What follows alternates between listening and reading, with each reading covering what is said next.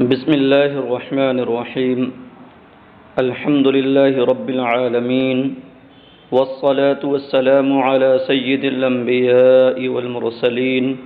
وعلى آله وصحبه أجمعين. وإلا فباعتبار الإسنادين. بحث چل رہی تھی کہ حدیث صحیح اور حسن ان دونوں میں فرق پایا جاتا ہے، دونوں ایک دوسرے کے قسیم ہیں، جس سے یہ سمجھ میں آتا ہے کہ دونوں ایک ساتھ جمع نہیں ہو سکتے۔ تو بعض ائمہ حدیث نے جو ایک ہی حدیث میں دونوں کو جمع کر دیا ہے، یہ کیسے؟ مثلا امام ترمذی کہیں فرماتے ہیں ھذا حدیث حسن صحیح، تو حسن اور صحیح دونوں ایک جگہ جمع کیسے ہو سکتے ہیں جبکہ دونوں ایک دوسرے کے قسیم ہیں؟ تو اس کا ایک جواب دیا تھا فَلِلتَّرَدُّدِ فِي النَّاقِلِ حَيْثُ التَّفَرُّدِ، کہ اس کی دو صورت ہوگی کہ یا تو وہ حدیث ایک ہی سند سے مروی ہوگی یا کئی سندوں سے۔ اگر ایک ہی سند سے مروی ہے تو وہاں حسن صحیح دونوں کہا جانا یہ راوی میں تردد کی بنیاد پر ہوگا، یعنی جو مجتہد فی الحدیث ہے، حدیث پر یہ حکم لگانے والا ہے کہ یہ حدیث حسن ہے یا صحیح ہے یا ضعیف ہے، تو اس مجتہد کو راوی کے سلسلے میں تردد ہوا اور وہ مطمئن نہ ہو پائے کہ وہ راوی صحیح کے درجے کا ہے یا حسن کے درجے کا ہے، جس کی بنیاد پر اس میں حسن صحیح دونوں باتیں کہہ دیں جو معنی میں ہے حسن او صحیح کے۔ تو اس میں زیادہ سے زیادہ یہ بات لازم آتی ہے کہ حرف تردد کو حذف کر دیا گیا ہے۔ تو یہ جواب تھا کہ جہاں تفرد پایا جائے۔ دوسری صورت یہ ہے کہ حدیث دو یا چند سندوں سے مروی ہو، تو اب اس کی گفتگو یہاں سے شروع ہو رہی۔ فرماتے ہیں وَهَذَا حَيْثُ التَّفَرُّدُ، یعنی یہ جواب جو پیچھے دیا گیا یہ اس وقت ہے جب کہ سند میں تفرد پایا جائے، ایک ہی سند سے وہ حدیث مروی ہو۔ وَإِلَّا فَبِاعْتِبَارِ الْإِسْنَادَيْنِ، یہ متن ہے اور یہاں متن اور شرح کو ایسا ملا دیا گیا ہے کہ دونوں الگ الگ ظاہری نہیں ہوتے ہیں۔ تو وَإِلَّا کا مفہوم واضح کر رہے ہیں اے اذا لم يحصل التفرد فإطلاق الوصفين معا على الحديث يكون باعتبار الاسنادين، ورنہ کا مطلب کیا ہوا؟ یعنی جب سند میں تفرد نہ پایا جائے، سند میں تفرد نہ ہو بلکہ وہ کئی سندوں سے مروی ہو، تو ایک ہی حدیث پر دونوں وصفوں کا اطلاق کرنا دو سندوں کے اعتبار سے ہوگا، احدہما صحیح والآخر حسن، جن میں سے ایک سند صحیح ہوگی اور دوسری سند حسن ہوگی۔ تو اس میں گویا کہ کہا گیا حسن و صحیح، کہ یہ حدیث حسن بھی ہے اور صحیح بھی ہے، ایک سند سے وہ حسن ہے اور دوسری سند سے وہ صحیح ہے۔ اس میں زیادہ سے زیادہ یہ لازم آتا ہے کہ حرف عطف اور حرف جمع کو حذف کر دیا گیا، واو جو حرف جمع ہے اسے حذف کر دیا گیا، حسن و صحیح نہیں کہا گیا بلکہ صرف حسن صحیح کہا گیا۔ اب کہتے ہیں جب دو سندوں سے ہو اور ایک سند صحیح اور دوسری سند حسن ہو، تو اس تقدیر پر اور اس جواب کی روشنی میں یہ سمجھ میں آ رہا ہے کہ جس حدیث کے بارے میں حسن صحیح کہا جائے وہ اس سے بڑھ کر ہوگی جس میں فقط صحیح کہا جائے، ہاں، جبکہ جس کے بارے میں فقط صحیح کہا جائے وہ متعدد سندوں سے نہ ہو، فرد ہو، غریب ہو۔ تو پیچھے والی بات آپ کو یاد ہوگی کہ اس سے پہلے کہا تھا کہ اگر تردد کی وجہ سے یعنی جہاں تفرد ہے اور اس کے بارے میں اس حدیث میں حسن صحیح کہا ہے تو وہ حدیث کمتر ہوگی اس سے جس کے بارے میں فقط صحیح کہا ہے، کیونکہ جس میں فقط صحیح کہا ہے اس میں جزم ہے، اور جس میں حسن صحیح دونوں کہہ رہے ہیں اور تفرد پایا جا رہا ہے سند میں، تو یہاں تردد کی بنیاد پر تو ظاہر سی بات ہے کہ جزم جو ہے وہ تردد سے اقوی ہے، لہذا جس میں فقط صحیح کہا ہے وہ برتر ہوگی اور جس میں حسن صحیح کہا ہے وہ کمتر ہوگی۔ لیکن یہاں پر یعنی جس میں تفرد نہ ہو بلکہ چند سندیں پائی جا رہی ہوں اور اس میں حسن صحیح کا کہا جانا دو سندوں کے اعتبار سے ہے کہ ایک سند کے اعتبار سے وہ صحیح ہے اور ایک سند کے اعتبار سے وہ حسن ہے، تو اب جس حدیث کے بارے میں حسن صحیح کہا جائے وہ اس سے بڑھ کر ہو جائے گی جس کے بارے میں فقط صحیح کہا گیا۔ تو کہہ رہے ہیں وَعَلَى هَذَا فَمَا قِيلَ فِيهِ حَسَنٌ صَحِيحٌ فَوْقَ مَا قِيلَ فِيهِ صَحِيحٌ فَقَطْ إِذَا كَانَ فَرْدًا۔ اور اس تقدیر پر تو جس حدیث کے بارے میں حسن صحیح کہا جائے وہ اس سے بڑھ کر ہوگی جس میں فقط صحیح کہا جائے جبکہ وہ فرد۔ کیوں یہ اس سے بڑھ کر ہو جائے گی؟ لِأَنَّ كَثْرَةَ الطُّرُقِ تُقَوِّي، اس لیے کہ کثرت طرق قوت کا افادہ کرتی ہے، کثرت طرق سے حدیث میں قوت پیدا ہو جاتی ہے۔ اب یہاں پر امام ترمذی کے جو احکام ہوتے ہیں حدیث پر حسن صحیح وغیرہ کہتے ہیں، تو حسن صحیح والا مسئلہ تو واضح کر دیا۔ اب یہاں پر انہی کے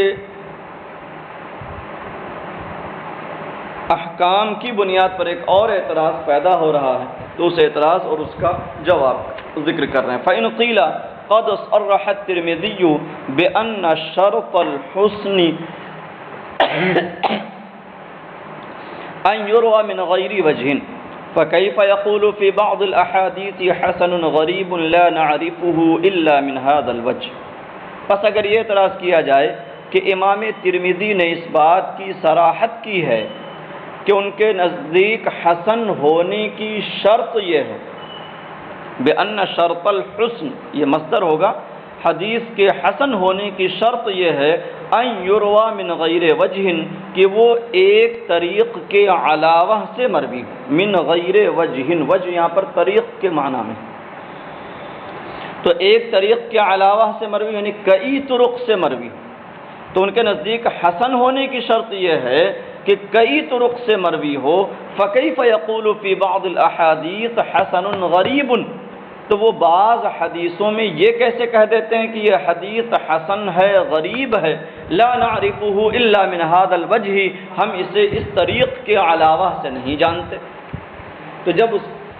کا طریق اور اس کی سند ایک ہی ہے جس کی بنیاد پر وہ غریب ہوئی تو حسن کیسے ہو گئی، جبکہ ان کے نزدیک حسن ہونے کے لیے شرط ہے کہ وہ کئی طرق سے مروی ہو، تو حسن اور غریب کا اجتماع وہ کیسے کر دیتے؟ فالجواب، تو یہاں پر جو اعتراض لازم آ رہا ہے وہ فقط امام ترمذی کی اس صراحت کی بنیاد پر، ورنہ حسن غریب کے اجتماع میں کوئی اعتراض نہیں ہے جمہور محدثین کے مطابق، کیونکہ حدیث کے حسن ہونے کے لیے جمہور محدثین کے نزدیک ضروری نہیں ہے کہ وہ کئی طرق سے مروی ہو، تو ایک طریق سے بھی مروی ہوگی اور حسن ہو سکتی ہے، تو غریب بھی ہو سکتی ہے اور حسن بھی ہو سکتی ہے، دونوں میں کوئی تعارض نہیں پایا جاتا۔ لیکن امام ترمذی نے اس بات کی صراحت کی ہے کہ حسن ان کے نزدیک وہ ہے جو کئی طرق سے مروی ہو، یعنی ایک سے زائد طریق سے مروی ہو، تو اب ظاہر سی بات ہے کہ حسن اور غریب کا اجتماع نہیں ہو سکتا۔ فالجواب، تو اس کا جواب سنیے، ان الترمذی لم يعرف الحسن مطلقا وانما عرف بنوع خاص منه وقع في كتابه۔ کہتے ہیں اس کا جواب یہ ہے کہ امام ترمذی نے مطلقاً حدیث حسن کی تعریف نہیں کی، یعنی یہ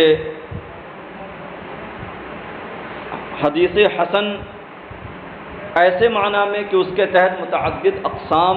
آ جائیں مطلقاً حسن کی تعریف نہیں کی ہے۔ وَإِنَّمَا عَرَّفَ بِنَوْعٍ خَاصٍ مِّنْهُ، انہوں نے تو اس کی ایک خاص قسم کی تعریف کی ہے جو ان کی کتاب میں واقع ہے، وَقَعَ فِي كِتَابِهِ، اور وہ کون سی قسم ہے؟ کہتے ہیں وَهُوَ مَا يَقُولُ فِيهِ حَسَنٌ مِّن غَيْرِ صِفَةٍ أُخْرَى، اور یہ قسم وہ ہے جس میں وہ صرف حسن کہتے ہیں بغیر کسی دوسری صفت کے، یعنی اس کے ساتھ غریب یا صحیح یا اور کچھ نہیں کہتے ہیں، فقط حسن کہتے ہیں، تو اس کی تعریف انہوں نے کی ہے۔ اب یہاں سے وَذَلِكَ أَنَّهُ يَقُولُ سے اس کی تفصیل کر رہے ہیں، اس سے بات مزید اور قاعدے سے سمجھ میں آ جائے گی۔ وَذَلِكَ أَنَّهُ يَقُولُ فِي بَعْضِ الْأَحَادِيثِ حَسَنٌ وَفِي بَعْضِهَا صَحِيحٌ وَفِي بَعْضِهَا غَرِيبٌ وَفِي بَعْضِهَا حَسَنٌ صَحِيحٌ وَفِي بَعْضِهَا حَسَنٌ غَرِيبٌ وَفِي بَعْضِهَا صَحِيحٌ غَرِيبٌ وَفِي بَعْضِهَا حَسَنٌ صَحِيحٌ غَرِيبٌ۔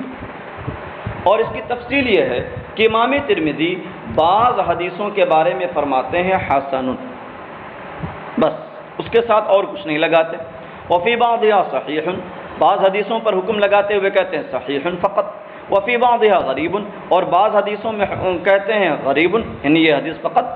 اس پر غریب ہونے کا حکم لگاتے ہیں۔ وفی بعضها حسن صحیح، اور بعض حدیثوں میں وہ کہتے ہیں حسن صحیح، دونوں کو جمع کر دیتے ہیں۔ وفی بعضها حسن غریب، اور بعض حدیثوں کے بارے میں کہتے ہیں حسن غریب، یعنی حسن اور غریب کا اجتماع کر دیتے ہیں۔ وفی بعضها صحیح غریب، اور بعض حدیثوں کے بارے میں صحیح غریب کہتے ہیں، ان دونوں کا اجتماع کرتے ہیں۔ وفی بعضها حسن صحیح غریب،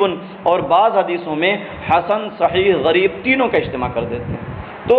یہ متعدد اطلاقات ہیں امام ترمذی کے۔ تو اب دیکھیے متعدد صورتیں ہو گئیں، ایک وہ ہے کہ جس میں فقط حسن کہتے ہیں، اس کے ساتھ کوئی اور صفت نہیں ذکر کر رہے ہیں۔ بعض وہ جس میں صرف صحیح ہونے کا حکم لگاتے ہیں اور کوئی صفت نہیں لاتے ہیں، کسی میں صرف غریب کا حکم لگاتے ہیں اور کوئی صفت نہیں لاتے ہیں۔ پھر بعض وہ ہوئی جن میں حسن صحیح دونوں کا اجتماع کرتے ہیں، بعض میں حسن غریب کا اجتماع کرتے ہیں، بعض میں صحیح غریب کا اجتماع کرتے ہیں، اور بعض میں حسن صحیح غریب تینوں کا اجتماع کرتے ہیں۔ تو اس طریقے سے یہ کل 7 اطلاقات ہو گئے۔ تو کہتے ہیں ان 7 میں جہاں جہاں حسن آیا ہے سب کی تعریف نہیں کی ہے امام ترمذی نے، جہاں پہ وہ تعریف، جہاں وہ شرط لگائی ہے متعدد طرق سے مروی ہونے کی، ایک سے زائد طرق سے مروی ہونے کی جو شرط لگائی ہے، وہ اس حسن کی تعریف نہیں کی ہے جو ان میں سے کسی میں بھی آ جائے، بلکہ ان میں سے خاص قسم کی تعریف کی، اور وہ خاص قسم کیا ہے کہ جس کے بارے میں وہ فقط حسن کہتے ہیں، اس کے ساتھ کچھ اور نہیں کہتے۔ کہتے ہیں وَتَعْرِيفُهُ إِنَّمَا وَقَعَ عَلَى الْأَوَّلِ فقط، اور ان کی تعریف فقط اول پر واقع ہے، یعنی صرف اس پر اس کی تعریف انہوں نے کی ہے۔ وَعِبَارَتُهُ تُرْشِدُ إِلَى ذَلِكَ، اور ان کی عبارت اس کی جانب رہنمائی کرتی ہے، اس پر دلالت کرتی ہے۔ حیث قال فی اواخر کتابہ، جہاں کہ انہوں نے اپنی کتاب کے آخر میں فرمایا ہے وما قلنا فی کتابنا حدیث حسن فانما اردنا به حسن اسنادہ عندنا۔ حسن اسنادہ عندنا بھی پڑھ سکتے ہیں، لیکن زیادہ واضح اعراب یہاں پر حسن اسنادہ عندنا۔ وما قلنا، ہاں تو امام ترمذی نے کتاب کے آخر میں یہ بحث رکھی ہے وما قلنا فی کتابنا حدیث حسن، اور جو ہم اپنی کتاب میں حدیث حسن کہیں فإنما اردنا به حسن اسنادہ عندنا، تو اس سے ہم نے مراد لیا ہے کہ جس کی سند ہمارے نزدیک حسن ہو، اس سے ہم نے مراد لیا ہے حسن اسنادی عندنا، اس کی اسناد کے ہمارے نزدیک حسن ہونے کو۔ اور حسن اسناد ہو تو یہاں پر عبارت میں کچھ تقدیر آ جائے گی، انہ حسن اسنادہ عندنا۔ اب وہ حسن ہے کون سی؟ کہتے ہیں وَكُلُّ حَدِيثٍ يُرْوَى وَلَا يَكُونُ رَاوِيهِ مُتَّهَمًا بِالْكَذِبِ وَيُرْوَى مِنْ غَيْرِ وَجْهٍ نَحْوِ ذَلِكَ وَلَا يَكُونُ شَاذًّا فَهُوَ عِندَنَا حَدِيثٌ حَسَنٌ۔ یہ ہے تعریف۔ وَكُلُّ حَدِيثٍ يُرْوَى، اور وہ حدیث جو مروی ہو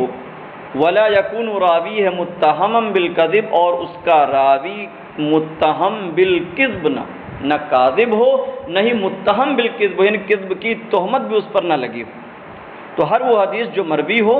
اور اس کا راوی متہم بالکذب نہ ہو، ویروی من غیر وجہ، اور وہ حدیث ایک طریق کے علاوہ سے مروی ہو، نحو ذالک، اسی جیسے طریق سے، یعنی اس کا بھی راوی متہم بالکذب نہ ہو، ولا یکون شاذا، اور وہ سند شاذ نہ ہو، فہو عندنا حدیث حسن، تو وہ ہمارے نزدیک حدیث حسن ہے۔ تو یہاں حدیث کے راوی کے متہم بالکذب نہ ہونے کی شرط لگی ہوئی ہے، اور ساتھ میں ویروی من غیر وجہ، کہ ایک طریق کے علاوہ سے مروی اور وہ دوسرا طریق بھی ویسا ہی ہو کہ اس کا بھی راوی متہم بالکذب نہ ہو، ولا یکون شاذا، اور وہ حدیث شاذ نہ ہو، فہو عندنا حدیث حسن، تو وہ حدیث ہمارے نزدیک حدیث حسن ہے۔ اب یہاں سے کہہ رہے ہیں فعرف بہذا انہ انما عرف الذی یقول فیہ حسن فقط، تو اس گفتگو سے اور اس بات سے یہ معلوم ہوا کہ انہوں نے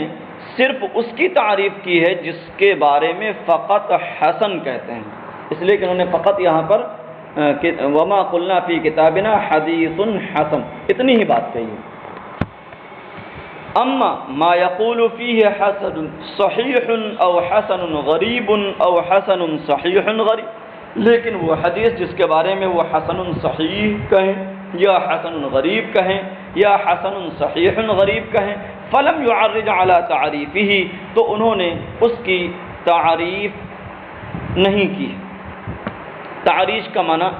مائل ہونا، مڑنا، فلم يعرج على تعریفہ كما لم يعرج على تعریف ما يقول فیہ صحیح فقط او غریب فقط، تو وہ اس کی تعریف کی جانب مائل نہ ہوئے، انہوں نے اس کی تعریف نہ کی، جیسا کہ انہوں نے اس کی تعریف نہ کی جس کے بارے میں فقط صحیح کہتے ہیں یا جس کے بارے میں فقط غریب کہتے ہیں۔ تو مطلب یہ ہوا کہ جب حسن کو کسی دوسری صفت کے ساتھ جمع کرتے ہیں تو اس کی تعریف انہوں نے چھوڑ دی، اس کی تعریف نہیں کی، ہاں جس کے بارے میں فقط حسن کہتے ہیں اس کی تعریف کی۔ کیوں اس کی تعریف کی؟ ہاں ان سب کی تعریف کیوں چھوڑ دی اور فقط اس کی تعریف کیوں کی؟ کہتے ہیں فَكَأَنَّهُ تَرَكَ ذَلِكَ اسْتِغْنَاءً بِشُهْرَتِهِ عِنْدَ أَهْلِ الْفَنِّ، تو گویا کہ انہوں نے اس کو چھوڑ دیا ہے، اس کی تعریف نہیں کی ہے، اہل فن یعنی محدثین کے نزدیک اس کی شہرت پر اکتفا کرتے ہوئے وَاقْتَصَرَ عَلَى تَعْرِيفِ مَا يَقُولُ فِيهِ فِي كِتَابِهِ حَسَنٌ فَقَطْ إِمَّا لِغُمُوضِهِ وَإِمَّا لِأَنَّهُ اصطلاح جدید، اور صرف اس کی تعریف پر اختصار کیا جس کے بارے میں وہ اپنی کتاب میں فقط حسن کہتے ہیں۔ کیوں اختصار اسی پر کیا اور باقی کی تعریف نہیں کی؟ اما لغموضہ، یا تو اس کے غامض اور پوشیدہ ہونے کی وجہ سے کہ اس کے اندر باریکی پائی جا رہی تھی، وَإِمَّا لِأَنَّهُ اصطلاح جدید، یا اس وجہ سے کہ یہ ایک جدید اصطلاح ہے۔ مطلب یہ ہوا کہ یہ ان کی اپنی اصطلاح ہے کہ انہوں نے یہ ایک اصطلاح بنائی کہ جس کے بارے میں وہ فقط حسن کہیں گے اس کی یہ تعریف ہوگی، اور جہاں مطلق حسن مطلب جہاں حسن کسی اور صفت کے ساتھ ذکر کریں گے وہاں جو معنی محدثین کے نزدیک مشہور ہے وہی معنی رہے گا۔ اور یا تو دو وجہیں انہوں نے تردد کے ساتھ بیان کی، اما لغموضہ و اما لانہ اصطلاح جدید۔ غموض کا مطلب یہ ہوا کہ حدیث حسن کی جو تعریفات کی گئی ہیں وہ خوب واضح نہیں ہو پا رہی ہیں، تو انہوں نے اپنی کتاب میں اس قسم کی خاص طور سے تعریف کر دی تاکہ اس قسم کا مفہوم واضح ہو جائے۔ اما لغموضہ یہ مفہوم ہوا اس کے غامض ہونے کا، تو کہتے ہیں کہ اس کی تعریف پر فقط اکتفا کیا جس کے بارے میں وہ اپنی کتاب میں فقط حسن کہتے ہیں، اما لغموضہ یا تو اس کے غامض اور پوشیدہ ہونے کی وجہ سے، وَإِمَّا لِأَنَّهُ اصطلاح جدید، اور یا تو اس وجہ سے کہ یہ ایک نئی اصطلاح ہے۔ کہتے ہیں وَلِذَلِكَ قَيَّدَهُ بِقَوْلِهِ عِنْدَنَا وَلَمْ يَنْسِبْهُ إِلَىٰ أَهْلِ الْحَدِيثِ، کہتے ہیں اور اسی وجہ سے امام ترمذی نے اسے اپنے قول عندنا سے مقید کر دیا، فَهُوَ عِنْدَنَا حَدِيثٌ حَسَن، کہ یہ ہمارے نزدیک حدیث حسن ہے۔ حالانکہ یہاں پر نہ کہہ رہے ہیں تو نہ تو متکلم کی ضمیر جمع کے لیے آتی ہے، اور اس سے یہ بھی مراد ہو سکتا ہے کہ تمام محدثین مراد ہوں۔ وَلَمْ يَنْسِبْهُ إِلَىٰ أَهْلِ الْحَدِيثِ، اور اس کی نسبت محدثین کی جانب نہ کی، کما فعل الخطابی، جیسا کہ مشہور محدث ابو سلیمان خطابی نے کیا، کہ ابو سلیمان خطابی نے حدیث کی تقسیم کرتے وقت کہا کہ محدثین کے نزدیک حدیث کی دو قسمیں ہیں، صحیح اور حسن۔ تو عند اہل الحدیث کہہ کر کے انہوں نے یہ صراحت کر دی کہ جو گفتگو وہ کر رہے ہیں وہ تمام محدثین کی جانب منسوب ہے، لیکن انہوں نے فہو عندنا حدیث حسن کہا۔ اور اچھا، یہاں پر نا ضمیر میں اگرچہ احتمال ہے کہ تمام محدثین مراد ہوں، لیکن نا ضمیر کبھی جمع کے لیے بطور عظمت کے لائی جاتی ہے، یا یہ ہے کہ جو ان کے تلامذہ اور ان کے اصحاب ہیں ان کو انہوں نے مراد لیا ہو، لیکن جمہور محدثین کا مسلک کچھ اور ہے۔ ہاں اچھا، بار بار انہوں نے عندنا کہا، کہ اس سے پہلے بھی کہا فَإِنَّمَا أَرَدْنَا بِهِ حُسْنَ إِسْنَادِهِ عِندَنَا، پھر یہاں بھی کہا فَهُوَ عِندَنَا حَدِيثٌ حَسَن۔ تو اس سے بھی یہ سمجھ میں آتا ہے کہ یہ ان کی اپنی خاص اصطلاح ہے۔ بحث مکمل ہو گئی۔ اب کہتے ہیں وَبِهَذَا التَّقْرِيرِ يَنْدَفِعُ كَثِيرٌ مِنَ الْإِرَادَاتِ الَّتِي طَالَ الْبَحْثُ فِيهَا وَلَمْ يَسْتَقِرَّ وَجْهُ تَوْجِيهِهَا۔ کہتے ہیں اور اس تقریر سے، یعنی صحیح اور حسن کے اجتماع والی بات، کہ حسن اور صحیح دونوں ایک حدیث کے وصف میں کیسے جمع ہو جاتی ہیں، اور پھر حسن اور غریب والی گفتگو، تو کہتے ہیں اس پوری تقریر سے وہ بہت سارے اعتراضات دفع ہو جا رہے ہیں جن میں لمبی گفتگو پائی گئی اور اس کی توجیہ کی صورت خوب ظاہر اور روشن نہ ہو سکی۔ یہاں لم یستقر کے بجائے بعض نسخوں میں لم یسفر بھی آیا، ولم یسفر وجہ توجیہہا، اسفار کا معنی روشن ہونا، اسفر بالفجر فإنہ اعظم للأجر، حدیث شریف میں آیا کہ فجر میں خوب اجالا کرو، جو ہمارے نزدیک مستحب ہے۔ ولم یسفر وجہ توجیہہا تو معنی ہوگا کہ اس کی توجیہ کی صورت واضح نہ ہوئی، لم یستقر وجہ توجیہہا تو بھی معنی بن جائے گا کہ اس کی توجیہ کی صورت مستقر یعنی ٹھیک بیٹھی نہیں۔ فللہ الحمد علی ما الہم وعلم، تو اللہ ہی کے لیے حمد اور خوبی ہے اور اس کا شکر ہے اس بات پر کہ اس نے الہام اور تعلیم فرمائی۔